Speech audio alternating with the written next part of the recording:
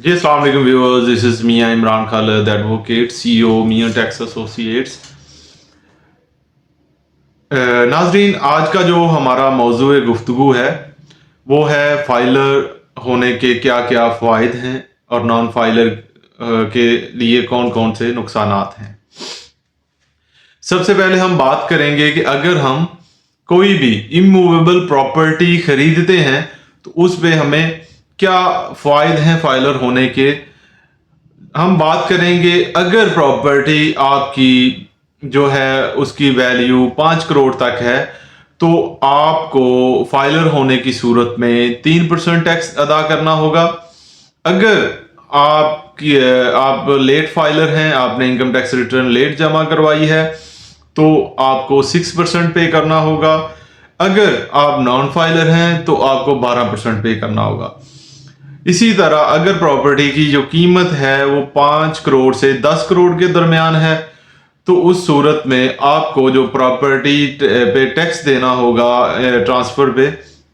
वो फाइलर होने की सूरत में 3.5,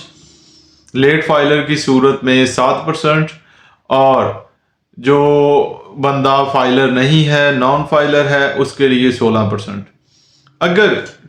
प्रॉपर्टी की वैल्यू जो है वो 10 करोड़ से ऊपर है तो आपको जो टैक्स अदा करना होगा फाइलर होने की सूरत में वो 4% है, लेट फाइलर की सूरत में 8% है और नॉन फाइलर की सूरत में 20% अदा करना होगा। अच्छा, अब हम बात करते हैं कि अगर हम प्रॉपर्टी बेचते हैं तो फाइलर होने की सूरत में हमें जो टैक्स अदा करना होगा वो 3% फाइलर होने की सूरत में है, 6% जो है वो लेट फाइलर की सूरत में और 10% आपको नॉन फाइलर की सूरत में अगर प्रॉपर्टी की वैल्यू 5 करोड़ तक है।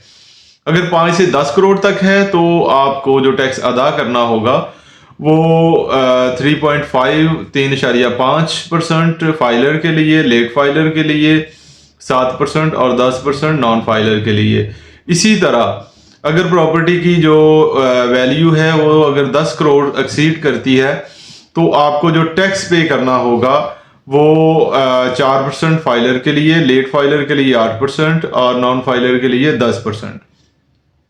अब जब हम आते हैं कि प्राइस बॉन्ड पे जो आपको टैक्स अदा करना होगा, फाइलर होने की सूरत में आपको 15% अदा करना होगा और नॉन फाइलर होने की सूरत में 30% आपको टैक्स अदा करना होगा। और अगर आपकी कोई बैंक में सेविंग पड़ी है, कोई भी सेविंग अकाउंट में पैसे पड़े हैं, उस पर जो प्रॉफिट आता है उस पे आप फाइलर होने की सूरत में 15% है और नॉन फाइलर होने की सूरत में 35% है। इसी तरह अगर आप बैंक से पैसे निकलवाते हैं तो उस पे 0.6% नॉन फाइलर होने की सूरत में आपको अदा करना होगा, फाइलर की सूरत में आपको ज़ीरो टैक्स अदा करना होगा। इसी तरह इंटरनेशनल ट्रांजैक्शन पे अगर आप कोई इंटरनेशनली किसी वेबसाइट से कोई चीज़ परचेज करते हैं, कोई यूनिवर्सिटी की फीस पे करते हैं तो फाइलर होने की सूरत में 5% आपको अदा करना होगा और नॉन फाइलर होने की सूरत में आपको 10% अदा करना होगा।